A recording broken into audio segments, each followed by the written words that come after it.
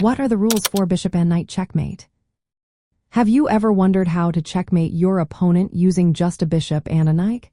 This technique can seem tricky at first, but with practice, it becomes manageable. Let's break down the essential rules and steps to achieve this checkmate effectively. First, it is important to note that the checkmate can only occur in a corner square that matches the color of your bishop's squares.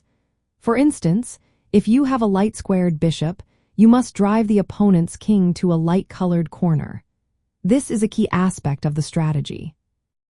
To start, you will use your king, bishop, and knight together to restrict the movement of the opposing king.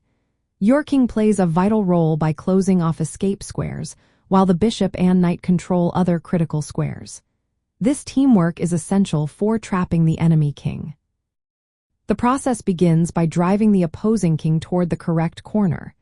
You will do this through a series of checks and careful positioning. Be cautious not to stalemate the opponent's king. Stalemate occurs when the king has no legal moves but is not in check. This can end the game in a draw, which is not what you want when aiming for checkmate. As you maneuver, the knight often delivers the final checkmate, supported by the bishop and your king. The knight's unique movement helps cover escape squares that the bishop cannot control alone. This combination is what makes the checkmate possible. Interestingly, you can force this checkmate from almost any starting position within a maximum of about 33 moves. However, achieving it efficiently requires practice and knowledge of the correct technique. When executing this checkmate, focus on moving your knight to key squares where it can deliver checks and control escape routes.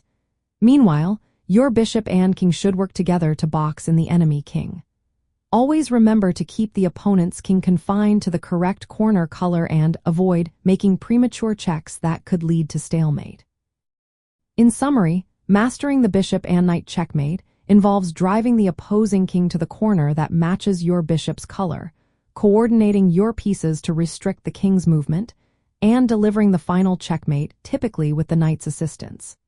This endgame technique is a fundamental skill in chess, showcasing how minor pieces and the king can work together to achieve victory.